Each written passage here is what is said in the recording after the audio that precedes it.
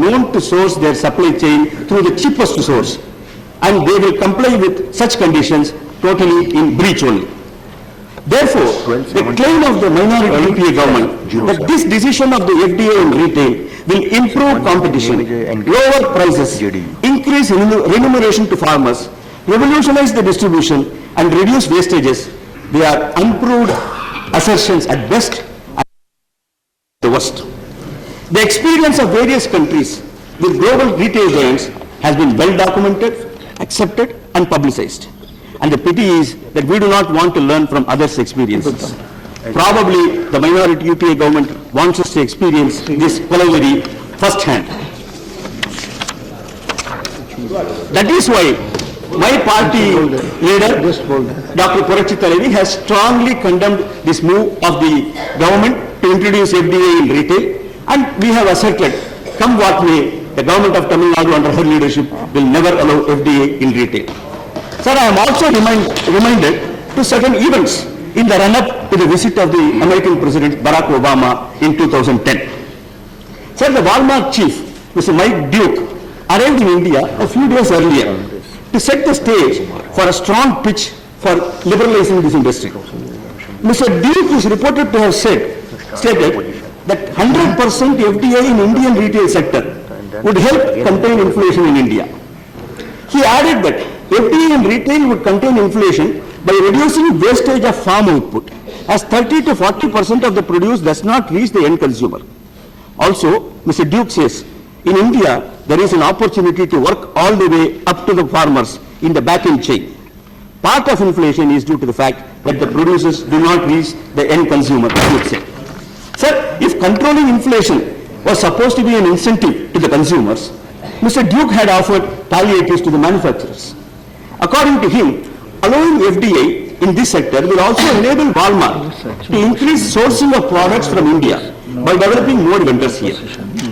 Sir, well, if these reports, press reports are to be believed, the Kaushik Basu report of 2011 faithfully reproduced these arguments put forward by Mike Duke. For the uninitiated, fashioning policy formulations by working through government is part of the larger business strategy of the global multinational retailers. Those who have been following the developments in the past few years know that Walmart alone must have spent millions of dollars in India for lobbying with our government to open up retail sector for FDA. Sir, you must be aware at this point that Walmart operations in India, they are being subjected to a probe. According to the press report, Walmart has reported to US authorities under US Foreign Corrupt Practices Act, FCPA, of possible wrongdoing by their Indian arm. Obviously, they would not have bribed Bolivians or Afghans. So, as per the FCPA Act, the US government has, in the past couple of years, they have gone after American firms bribing abroad. And largest fines have been slapped during this period by according to the FCPA. Now, India and in effect the UPA government is under probe by a US government. What a shame, what an ignominy. Obviously, the company has been under a probe because of a similar revelations with their Mexican counterpart, Walmex, where they are bribed to enter the Mexican market. Sir, if there is one party which hunts with the hounds and runs with the hare, it is my colleagues from Tamil Nadu.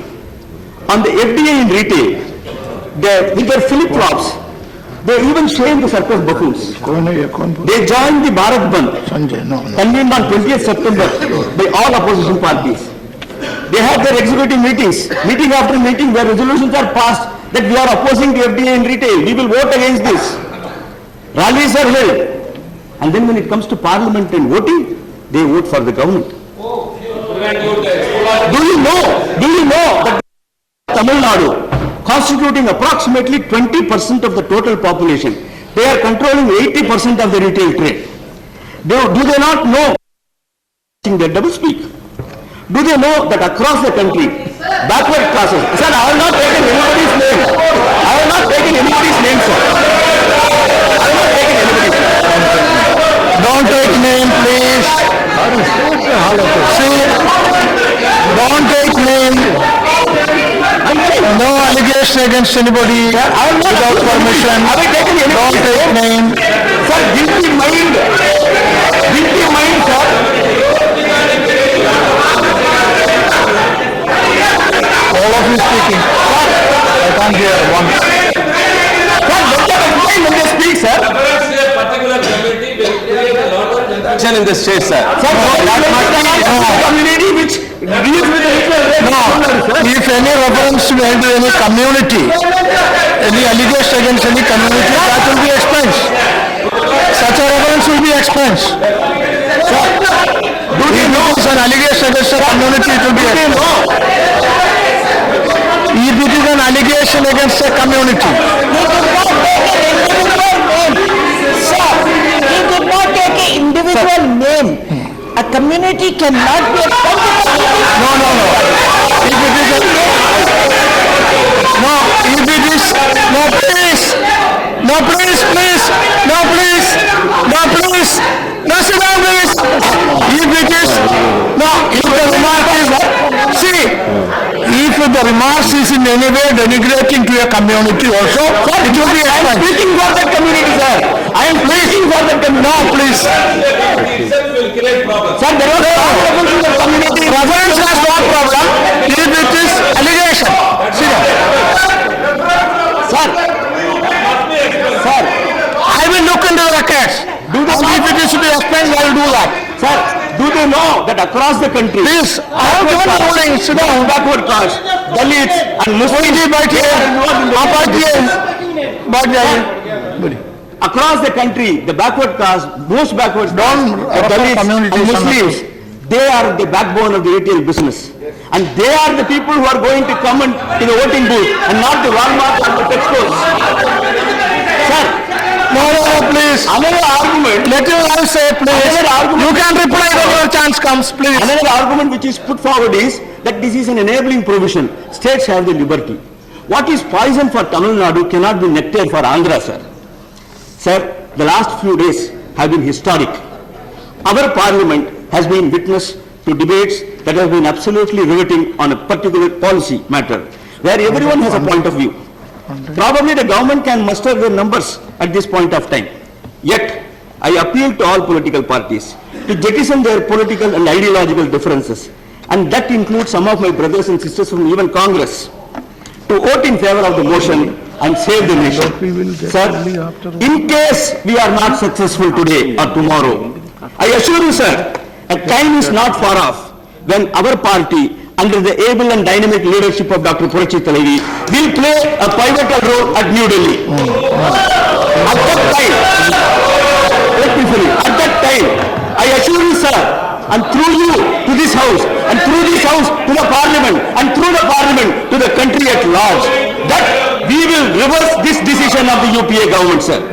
This is the solemn promise from our party and from our beloved leader to the people of this great country. Thank you, sir. Thank you. Thank you, Mr. Maitriyan. Now, Sri Ashwini Kumar. Thank you, sir. Thank you, Mr. Chairman, sir, for giving me the opportunity to participate in this extremely important debate. Sir, I rise to speak not on behalf of a section or segment of our society. I rise to speak on behalf of the people of India in the name of progress, prosperity and the future of India, and in order to ensure that when history records our contribution, we will not be condemned for not doing the duty to the nation. Sir, it has been the glory of this House that all points of views are heard with respect, and then we leave it to the wisdom of the people of India through their representatives and by themselves to take the final call on the future of policies announced. Sir, understandably, there are strong views on either side of the aisle as regards the benefits of FDI in multi-brand retail. And I am not the one to say that those who oppose this oppose this for reasons uninformed by politics. They do so sometimes for reasons that are entirely political and perhaps not rooted in conviction. As far as our government is concerned, sir, we have taken a conscious decision to move ahead on the path of permitting FDI in the multi-brand retail. And there are very good reasons for our decision. Sir, opinion is always free, but facts are sacred. I would like to invoke, with the leave of the House, a few facts which, in my respectful submission, are compelling in themselves to persuade us to the view that at this stage of our economic development and growth, permitting FDI in multi-brand retail is a national imperative. So let me first take the cause of the farmers. A lot has been said to the effect that if we were to go ahead with the policy, our farmers would be negatively impacted. So we know that India is the second largest producer of food grains, fruits and vegetables in the world. We also know on the high authority of umpteen government reports that almost 35 to 40% of our fruits and vegetables are destroyed every year, and our farmers lose up to 65,000 crores annually in terms of remuneration for their produce.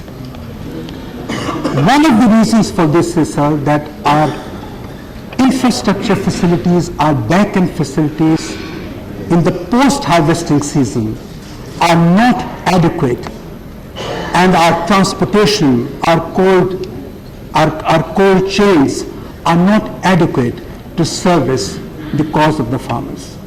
That is the reason, sir, that we thought that if we were to go ahead with permitting FDI and multi-brand retail, we would be able to enlist a significant amount of investment in the critical back-end infrastructure that would directly and positively impact the future of the farming community in this country. That is why, sir, when we formulated the policy, we made it a mandatory provision that 50% of the minimum investment of $100 million would be invested in these activities. For the last several years, this debate has been going on. In 2000, in February of 2000, the then cabinet in the NDA regime took a conscious view that FDI and multi-brand trade was necessary. This was reaffirmed by the then government report of November 2001, and compelling reasons and legitimate reasons were given in support of going ahead with that policy. Therefore, sir, there is nothing new in what is being sought to be done.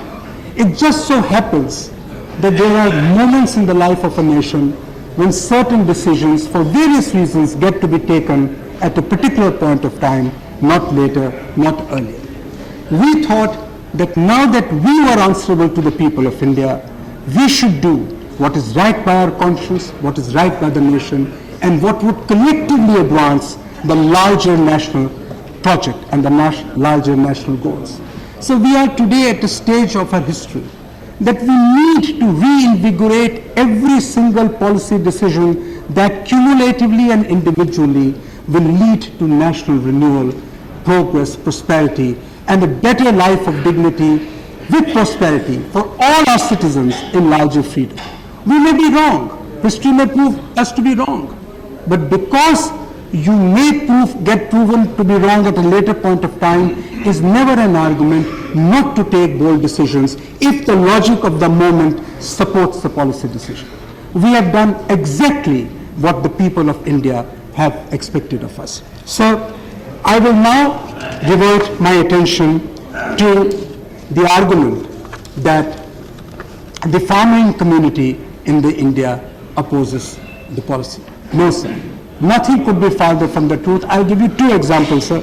The Bharatiya Kisan Union in Punjab, one of the largest Kisan unions, has supported it.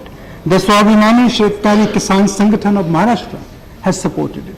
No farmers have taken to the roads against this policy because they know that sooner or later the direct and the immediate beneficiaries of this policy would be the farmers of India, the small farmers, the marginal farmers who do not have the means to store their produce, who do not have the means to transport their produce to across geographical boundaries of states where the markets are. Therefore, sir, in my respectful submission, and I state so most humbly for your consideration, that the farming community of India will have everything to rejoice if in our wisdom, if in the collective wisdom of this House, we were to endorse this policy. Now, sir, Bharti Walmart is an example. This has been talked about, Walmart has been talked about. But they have entered into a collaboration, and today 6,000 small farmers across 6 states are in joint venture with this company. I ask myself the question, sir, were there such opportunities before in this country ever? The answer would be a resounding no. Take, for instance, sir, now the cause of the small manufacturers. It is said that this policy would lead to the erosion of the competitive advantage of the small manufacturers. Quite the contrary, sir. At least 30% of the procurement of manufactured products are required to be sourced from small industries as per the policy stipulation. Why did we do that?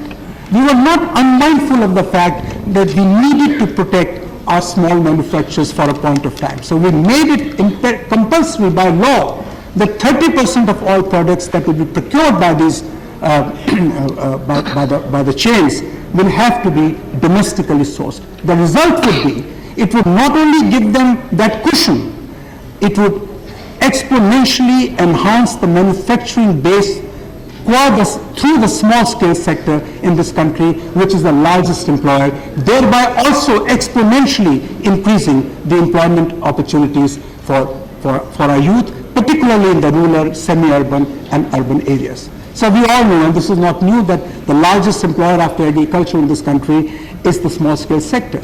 This is a policy that would also positively impact the growth of the small-scale sector. Now, sir, I turn my attention to the fact, a lot has been said about China and Walmart.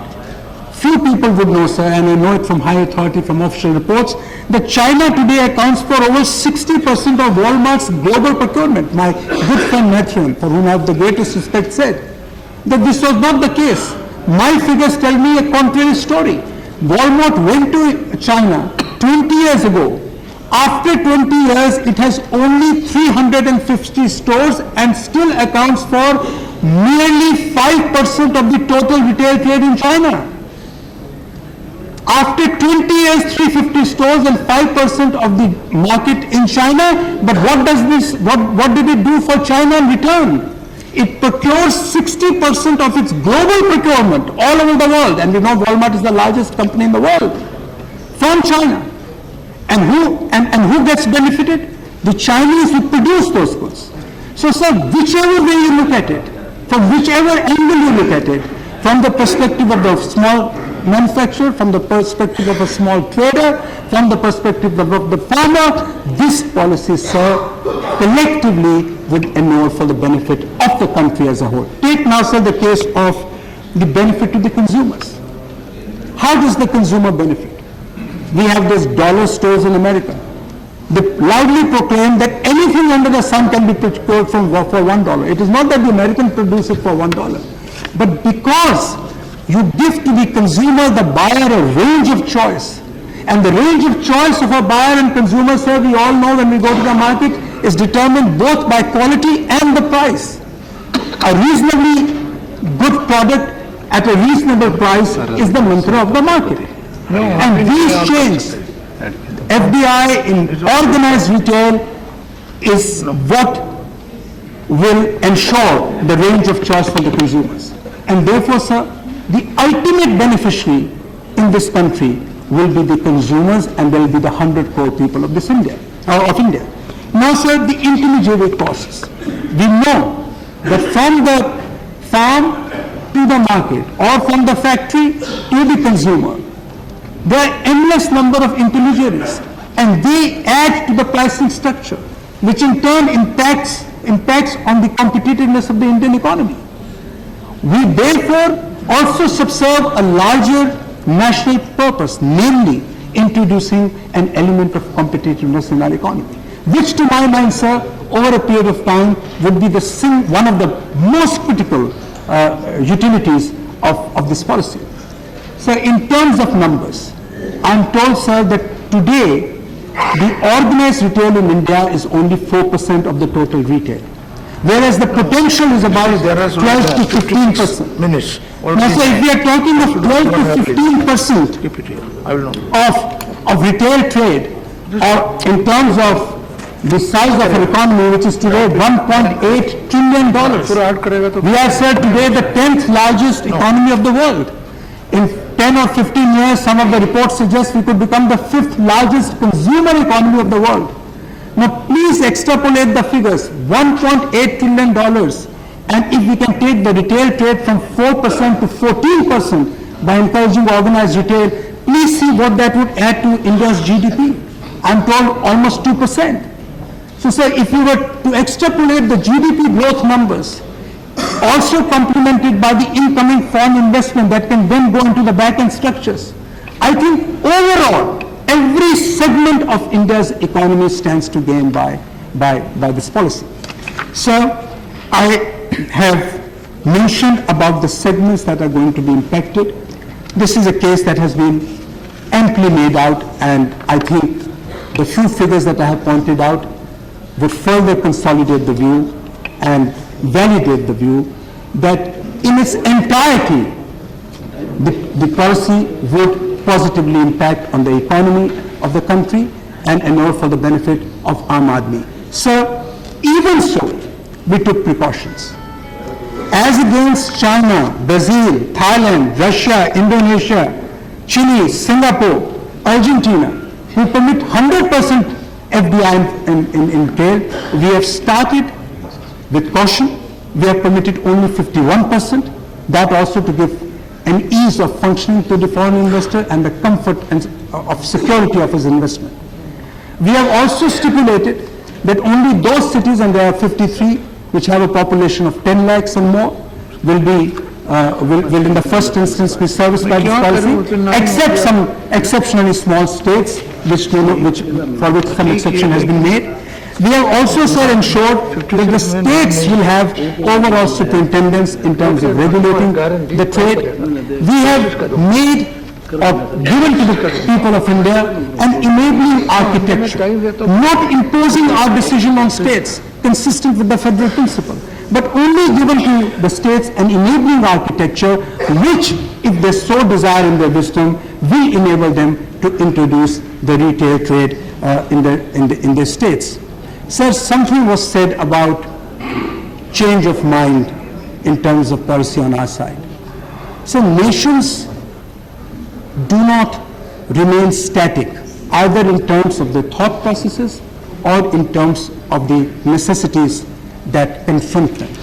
At a given point of economic development, a policy which is not sustainable is rejected, and at another point of the nation's economic development, a policy that is considered at that time to be imperative is adopted.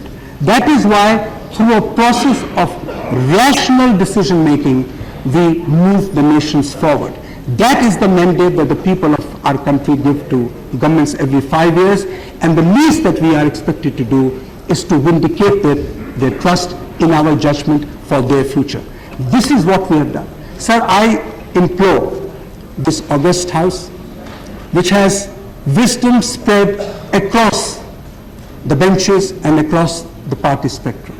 I implore you, sir, and the House through you, sir, that this is a policy that is in overarching national interest.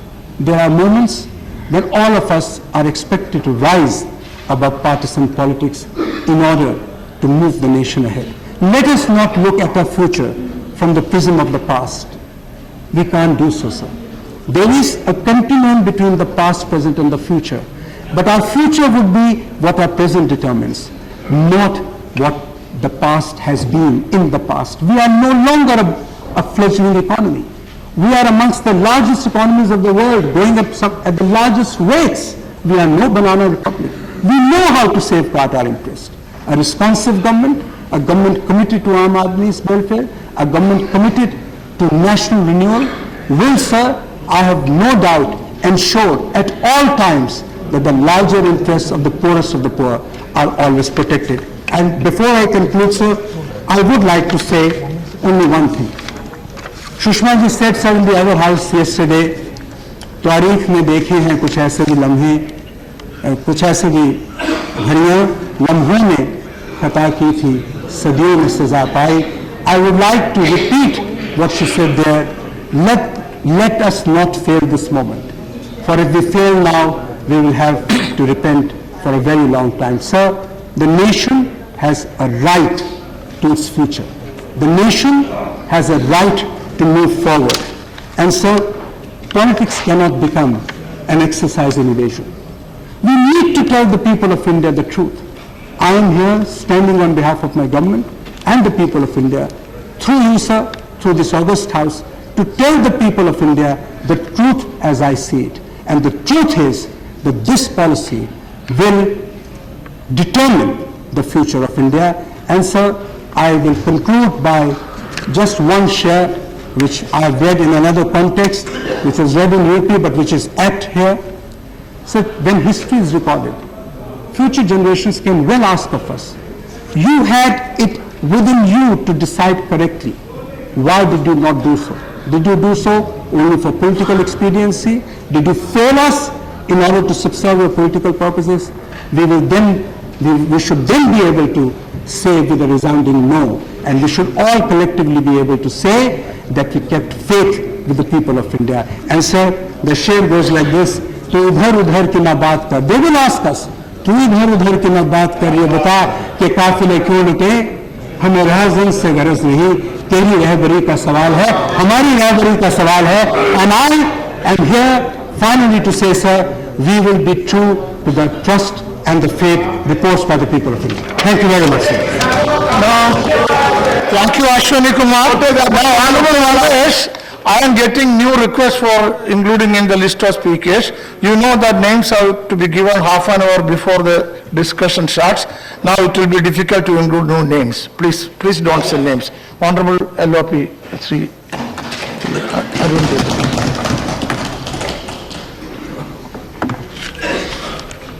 माननीय सभापति जी, सरकार की ओर से doctor मैत्रियन के प्रस्ताव का विरोध अभी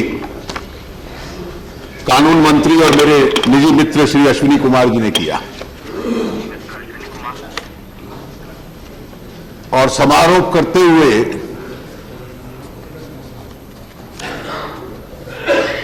रहबरी के सवाल का जिक्र भी कर दिया. कल के बाद इस सरकार की रहबरी की मेरी चिंताएं और बढ़ गई हैं. जब बहुमत के आंकड़े से 18 आंकड़े कम होते हैं तो फिर अपनी इच्छा से सरकार नहीं चल पाएगी. जो 1 साल और 5 महीने आपके बाकी हैं, जब 272 का आंकड़ा आप छू नहीं सकते लोकसभा में, तो इस सरकार की रहबरी के ऊपर बहुत बड़े प्रश्न चिन्ह लग गए हैं.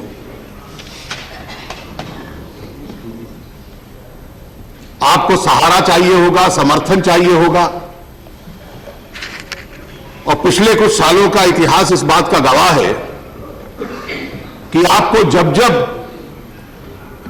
इस 253 को 272 बनाने के लिए सहारा और समर्थन चाहिए तो आपको समझौते करने पड़ते हैं, आपको उसके लिए कीमत भी देनी पड़ती है. और इसलिए इस देश की चिंता यह है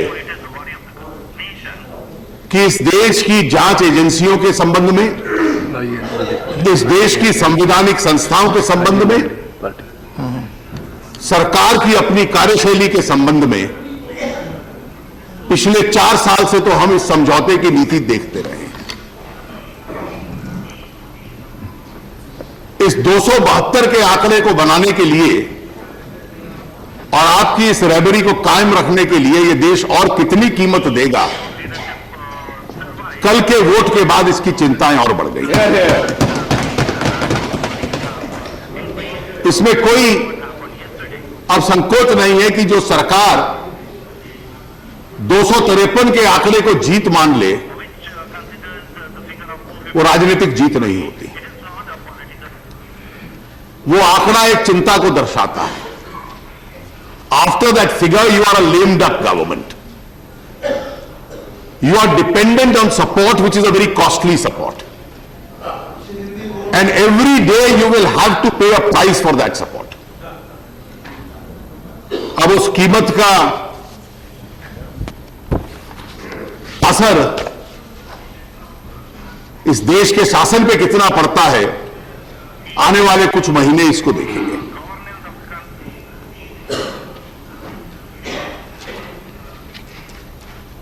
कल की बहस का असर देखिए। आपके कुछ ऐसे प्रमुख सहयोगी, कुछ सरकार में शामिल हैं, कुछ बाहर हैं, वो खुलकर रिटेल ट्रेड खुदरा व्यापार में एफडीआई का विरोध करते हैं, लेकिन राजनीतिक मजबूरी की वजह से या आपका समर्थन करते हैं या वोट डालने से एब्सटेन कर जाते हैं। लेकिन मैं तो उसका जिक्र करता हूं जो आपकी सरकार में रहकर एफडीआई के सबसे बड़े समर्थक हैं। एनसीपी के नेता आपके कृषि मंत्री हैं, वो हमेशा एफडीआई के समर्थक रहे हैं, पवार साहब। मैंने आज महाराष्ट्र में उनकी पार्टी का एक बयान देखा कि महाराष्ट्र की सरकार इसको अभी लागू नहीं कर सकती, और लागू करने से पहले हमारी पार्टी तय करेगी कि महाराष्ट्र की राजनीति पे इसका क्या असर होगा। महाराष्ट्र के उनके नेताओं का बयान है आज। Please go by the statement made by my cabinet colleague, who is a senior NCP leader, Shri Praful Patel, rather than going by a newspaper. We also said the same thing, sir. He said it on the floor of the House. Maharashtra will be decided later in consultation. This is what he has said. His statement in the other house, we normally don't quote the statements, is very clear कि महाराष्ट्र की सरकार बाद में coordination committee में तय करेगी, और उस पार्टी के जो सर्वोच्च नेता इस वक्त महाराष्ट्र में हैं, वो स्पष्ट रूप से कहते हैं कि महाराष्ट्र में लागू होगा या नहीं होगा, ये हम बाद में तय करेंगे। और ये उनकी परिस्थिति है, ये उनकी परिस्थिति है जो आपकी सरकार में रहकर भी इस नीति के समर्थक हैं। जहां तक डीएमके का सवाल है, भारत बंद में वो शामिल होते हैं, इसका राजनीतिक विरोध करते हैं,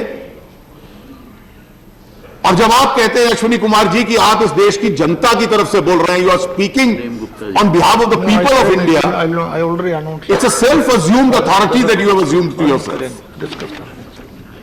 Don't bring it. जो पीपल ऑफ इंडिया हैं,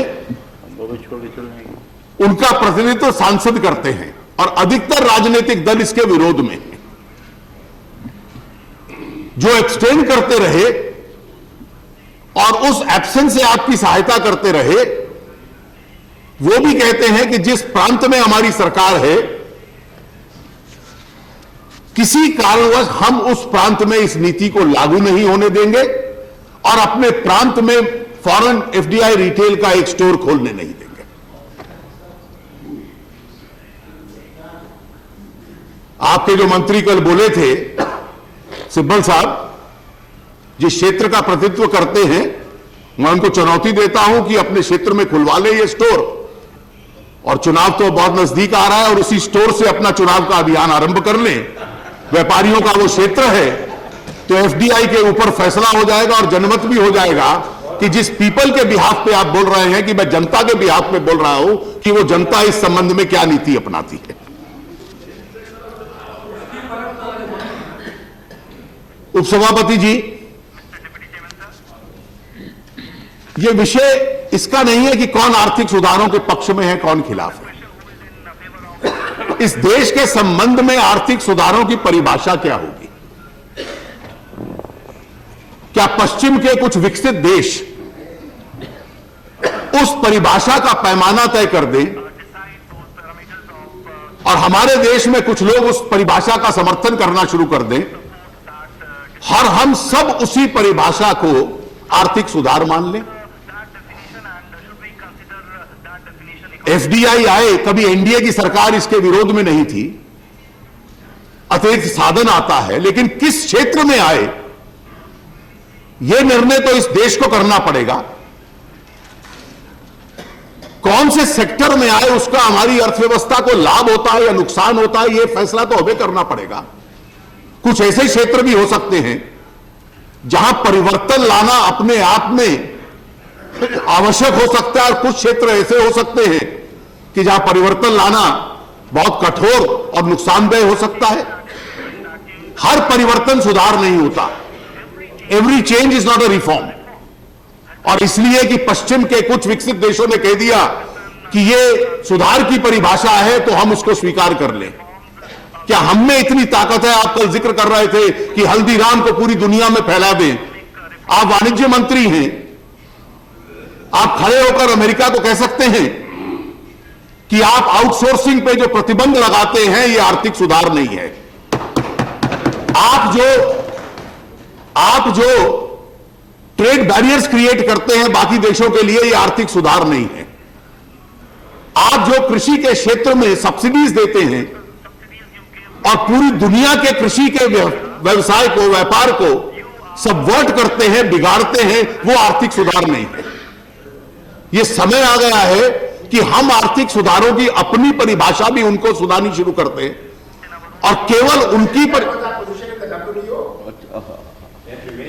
Well, that was your position. I am not so sure whether that's now the position. No, if you have said so, Let me clarify.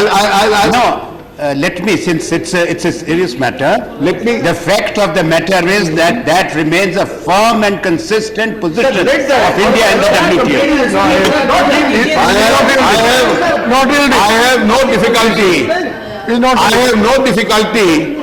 I have no difficulty with the position Mr. Kamal Nath took as the Commerce Minister on FDI and retail. I have serious problem with the position that Mr. Anand Sharma is taking, and I'll quote that position, and I'll show you the difference in that position. और इसलिए ये मान लेना कि इसी प्रकार के सुधार को हम लोग स्वीकार कर लें, इसका संदर्भ क्या है भारत की अर्थव्यवस्था के संबंध में? इस देश में व्यवसाय का, नौकरियों का ढांचा क्या है? What is the job structure in India? इस देश में 51% लोग, आनंद शर्मा जी, वो हैं जो स्वयं को रोजगार देते हैं, जो सेल्फ एम्प्लॉयड हैं। इतनी बड़ी सेल्फ एम्प्लॉयड लोगों की संख्या अन्य अर्थव्यवस्थाओं में नहीं है। जो ढांचागत नौकरियां हैं, स्ट्रक्चर्ड जॉब्स हैं, केवल 18% लोगों के पास हैं। 30% लोग या बेरोजगार हैं या कम काम करते हैं। They are either underemployed और अनएम्प्लॉयड। इस 51% में जो सेल्फ एम्प्लॉयड है, सबसे बड़ा हिस्सा कृषि का है, एग्रीकल्चर का है। और एग्रीकल्चर के बाद दूसरे नंबर पे आता है खुदरा व्यापार।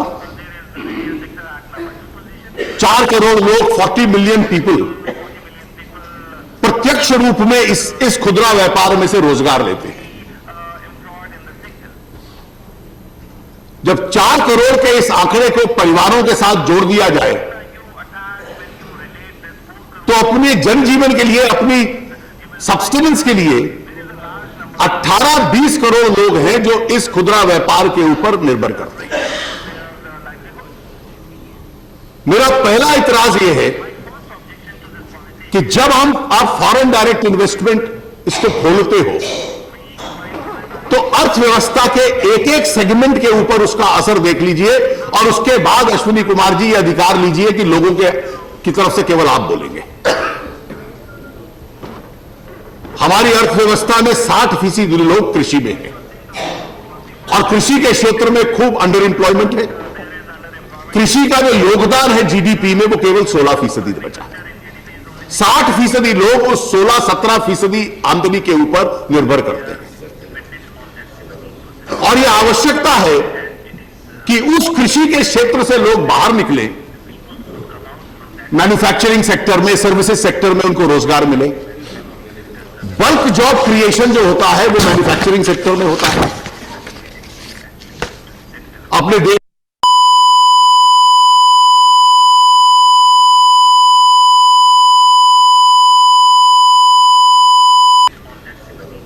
और यह आवश्यकता है कि उस कृषि के क्षेत्र से लोग बाहर निकले, मैन्युफैक्चरिंग सेक्टर में, सर्विसेज सेक्टर में उनको रोजगार मिले।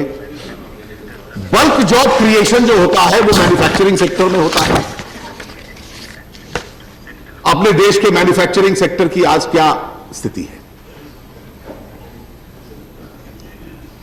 हम कह सकते हैं कि हमें बड़ा विश्वास है कि बहुत अच्छा चलेगा, लेकिन दुनिया भर में मैन्युफैक्चरिंग सेक्टर की जो परिस्थिति है उसमें परिवर्तन आया है। The essence of global trade today is that consumers buy products which are cheaper and of good quality. Nobody consciously buys costlier products. And that is why the pendulum has now swung in favor of low-cost economies.